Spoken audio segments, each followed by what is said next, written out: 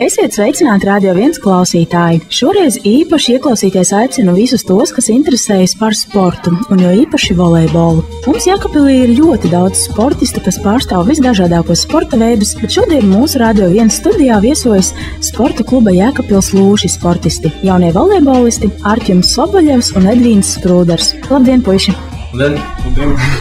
Prieks, ka varējāt ierasties, jums šodien jau bija treniņi? Jā, šodien aizvadījām vienu treniņu.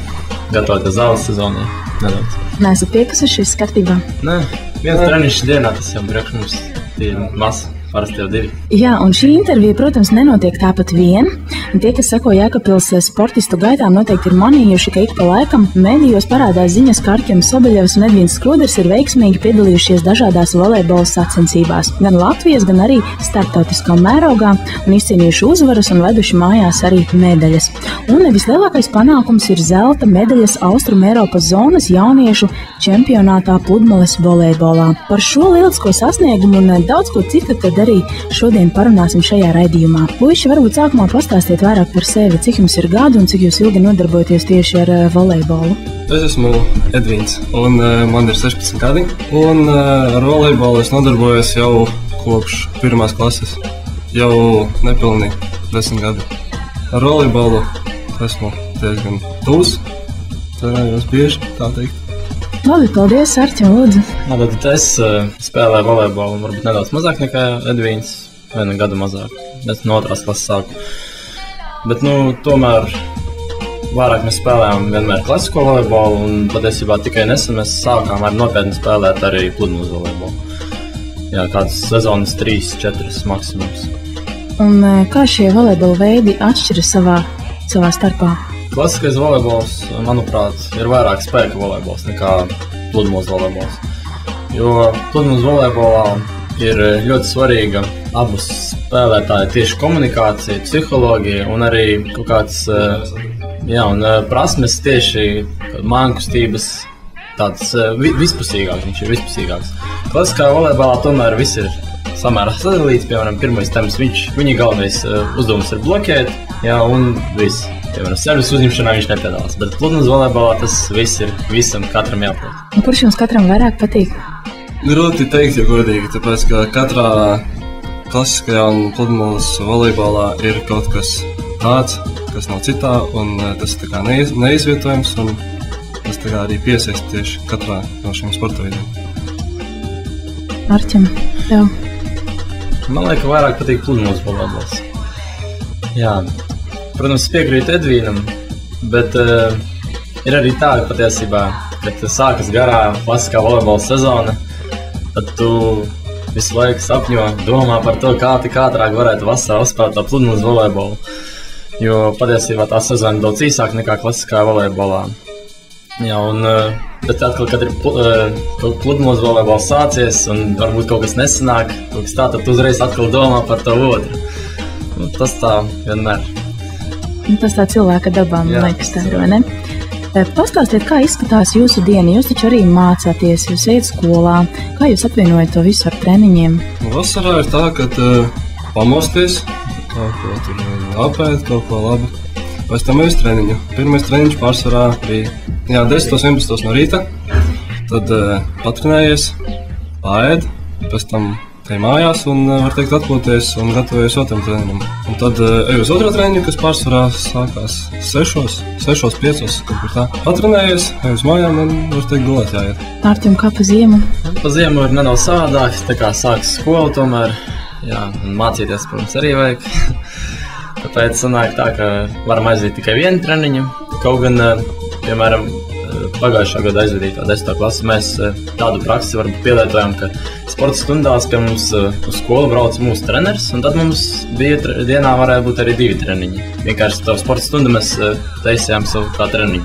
Ziemā ir patiesībā grūtāk, jo skola tomēr lielu slodzi dod visam, jo ir jāpaspēj gan skolā mācīties, gan arī vēl pēc tam mājās. Un, piemēram, kā es dzīvoju otrā krastā, man vispār ir diezgan grūti izbraukāt visu laiku tur atpakaļ, tāpēc es kā aizēju no rīta uz skolu, tā tur mācos un uzreiz turpat skolā palieku pildu mājasdarbus un pēc tam uz treniņu uzreiz eju. Jo savādāk vienkārši nevar. Tas ir grūti, bet ja gribu spēlēt, tad tā, nekas cits neatliek. Tieši tā ir kaut kādi mirkļi, ir uzvaras un medaļas, un tad saproti, vai ne, ka tas ir bijis to vērts un ir vērts to darīt. Un tieši šajā sakarā tātad parunāsim par jūsu pēdējo lielo sasniegumu – Austruma Eiropas zonas jauniešu čempionāts pludmales volejbolā. Tātad šīs sacensības notika pagājušā nedēļas nogalē, 9. un 10. augustā Lietuvā, Viļņā.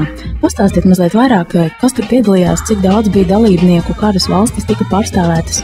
Kopējais dalībnieku skaits bija 16 zēnu komandas un 12 meiteņu komandas. Zēnu komandām bija pārstāvji no Igaunijas, Latvijas, Lietuvas, Armēnijas, Krievijas, Baltkrievijas un Ukrainas. Un meitenēm bija pārstāvis no Igaunijas, Lietuvas, Latvijas un Krievijas. Un kā jums gāja, stāstiet, ar ko jums bija jāspēlē?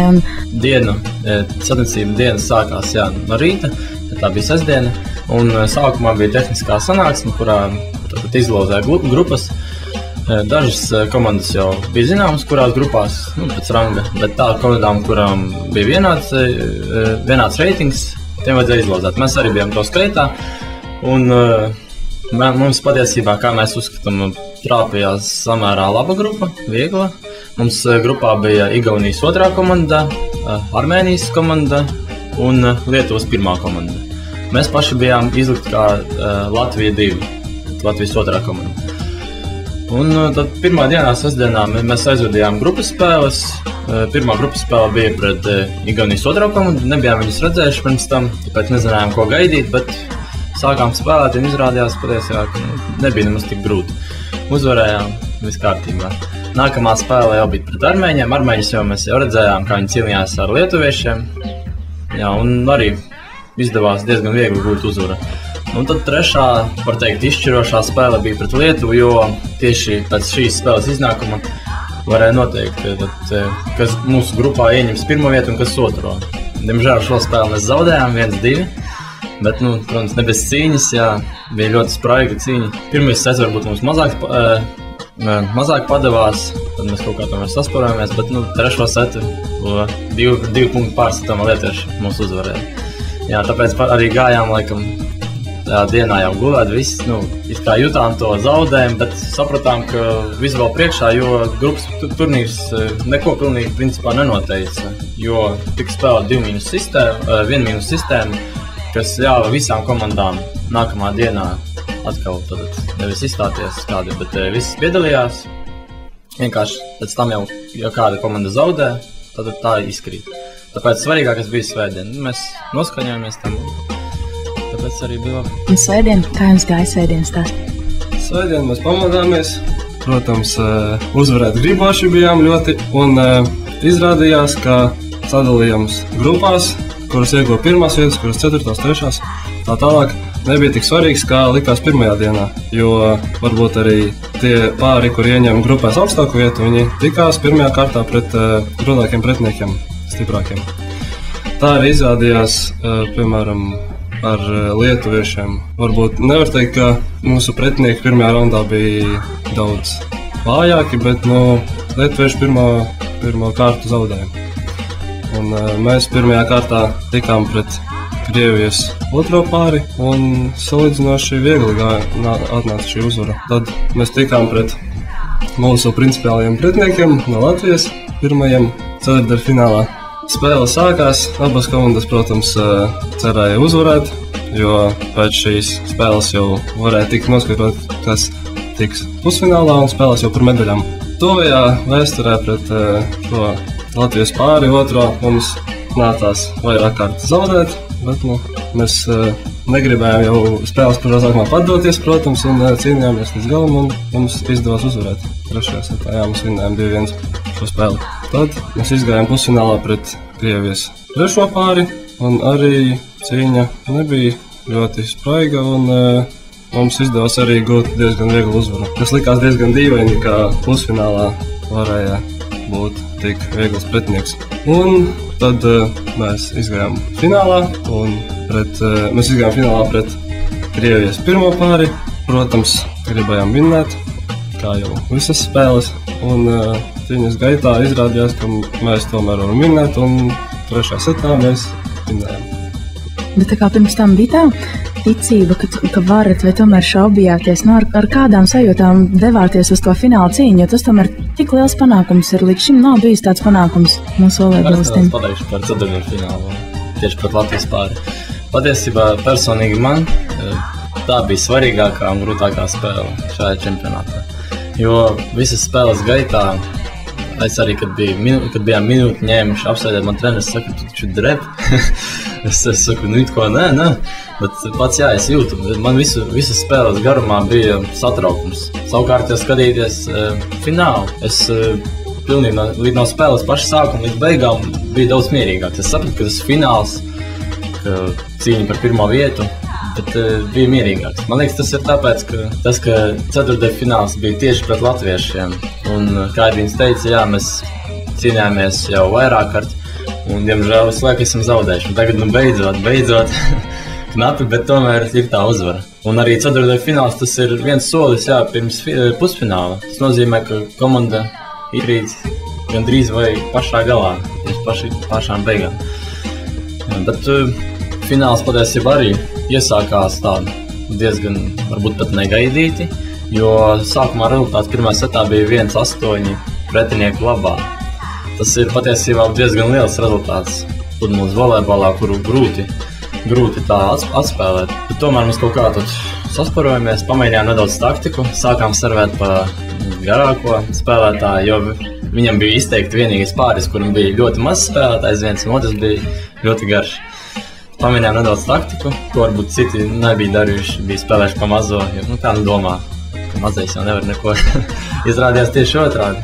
Daudz lielākas grūtības bija garē.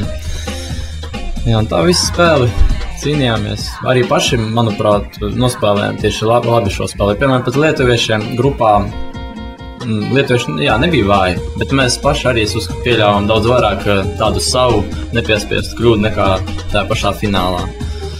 Tas bija galvenais. Galvenais pašam, mazāk kļūdījās tādu tieši savas kļūdas, kuras var izslēgt. Lieliski, puiši, apsveic jūs ar šo lielisko panākumu. Tagad gan dosimies nelielā muzikālajā pauzē, pēc tam atkal tiksimies šeit un parunāsim par viņu nākotnes plāniem un arī par to, kā viņi gatavojās šīm lielajām sacensībām.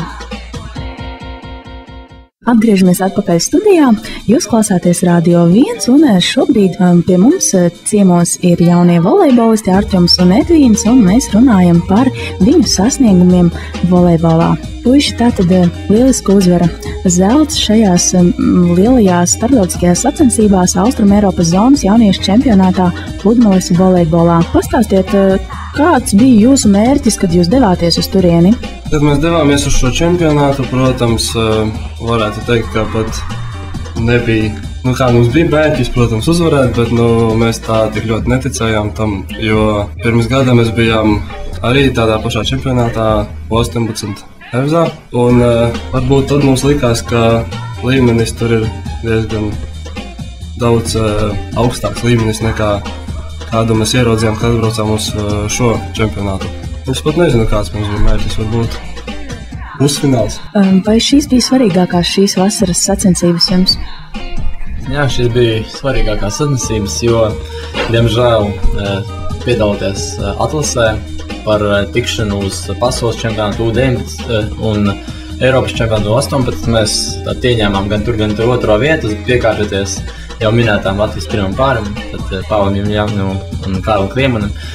Tāpēc, tie bija svarīgākās sacensības, jo, principā, tas arī bija tādas vienīgās starptautiskās tiešām, kur sabrauca mūsu vienaudži no dažādām valstīm un no daudzām valstīm, un tad varēja mēroties spēkiem. Pirms tam mēs vairāk piedalījāmies Latvijas mēroga sacensībās, tieši gatavoties patiesībā šīm sacensībām. Ja, protams, mēs tiktu uz to pašu Eiropas čempionātu, tad laikam svarīgākais būtu Eiropas čempionāts, jo tur ir tomēr jau Eiropas mērogs vēl lielāks. Es esmu dzirdējis, ka jūs šovasar trenējāties interesantos apstākļos, bijāt projām no mājām. Pastāstiet par šo vasaru. Vasara noteikti bija citādāk nekā iepriekšējās, vismaz man, jo tā bija pilnīgi visa veltīta pludmales volejbolam. Pilnīgi visa no paša sākuma līdz beigām. Tad bija sezonas laikā, manuprāt, divas nometnes. Viena tepat Jēkabpilī pirmā, Mēs dzīvojām gimnāzijas kokmītnēs un 2 reizes dienā trenējāmies Vārpju stadionā. Tā bija nedēļa gara, un tagad bija vasaras beigās nometne Namikī. Tas ir netālu no Jēkabpils. Jā, tur vairāk bija laikam pievērsts tomēr fiziskajam, jo tur nebija pludmales volejbola laukuma. Mēs braukājām arī uz šejieni, trenējāmies arī stadionā. Bet galvenais tomēr bija, ka mēs mainījām tās vietas. Mēs nedzīvojām mājās, kā bija varbūt ierasts, kāds ir ziemas sezonā. Un tās nometnes vienmēr notika kaut kur citur. Tad tas ir pirmkārt citi cilvēki varbūt, jo nebijām mēs vienīgie, kas piedalījās tās visās nometnēs.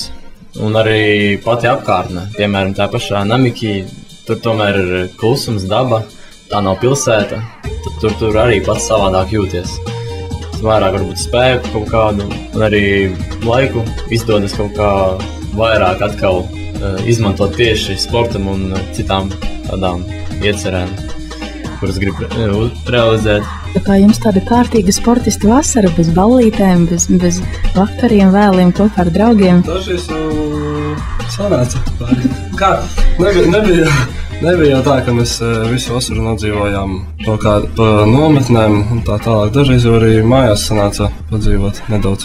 Jūs esat sporta kluba Jēkabpils Lūši pārstāvji. Varbūt nedaudz pastāstiet par šo sporta klubu. Ar ko nodarbojas šī sporta kluba dalībnieki, sportisti? Cik daudz jūs esat? Tad klubs tika dibināts pavisam nesen. Tad galvenokārt tieši, lai saistītu mūsu jaunos volejbolistus, piesaistītu un izmantot arī tā teikt, varbūt jau vecos resursus un arī gūt lielāku materiālu atbalstu, jo pirms tam, kad es jau ļoti ilgi spēlēju volejbolu, tomēr es nekad nebiju domājis, ka būs kādreiz tā, kā ir tagad, ka mums ir tik labs materiālais nodrošinājums, ka mums pērk tieši to, ko mums vajag spēlēm, tad visas formas, apavus un garās formas, un tāpat mums arī, piemēram, mēdina. Es nekad nebiju domājis, ka tā būs, un tagad tas varbūt ir vēl viens tāds iemesls, kas mūs motivē trenēties. Protams, jāsaka, ne visi trenējas tik daudz no mūsu sportiskas kluba spēlētājiem, bet, manuprāt, tiek virzīts galvenais tieši uz jauniešiem, jo, ja būs jaunieši, tad jau arī pēc tam varēs kaut ko sasniegt, jo vecāki cilvēki, viņi aiziet un, es domāju, aiziet, nevar vairs spēlēt visu laiku, ja viņiem parādās darbs, ģimenes, un mēs tādi, ka visu vasaru brīvi varam trenēties. Kā jūs skatāties tālākā nākotnē? Varbūt būsiet profesionāli sportisti, tas varbūt būs jūsu darbs, nemaz nebūs jāiet strādāt kaut kā citu. Protams, varbūt tas ir katra sportista vienkārši augšgals, ko vien var sasniegt, kļūt par profesionālu sportistu. Jo ļoti daudziem varbūt bērnībā tie, kas sāk iet uz kaut kādu sporta nodarbībām, viņi nodomā, varbūt es kļūšu par kaut kādu volejbolistu vai par kaut ko tādu. Nebūs jāstrādā un būs jāstrādā, protams, bet ne tādā darbā, kā to dara lielākā daļa cilvēku varbūt. Un, protams, arī man tas būtu ļoti liels prieks kļūt par profesionālu sportistu. Jā, es ļoti gribētu kļūt par tādu. Pateikšu godīgi, es sevi agrāk redzējis, biju gribējis būt tiešām profesionāls sportists. Tagad es jau skatos uz to tā nedaudz citādāk, jo es saprotu, ka profesionāls sports viņš nav iedomājams arī ne tikai skaidrs, ka pēc treniņiem, pēc tās centības, ko vajag ieguldīt pēc darba, bet vajadzīgi arī kāda fiziska dotumi.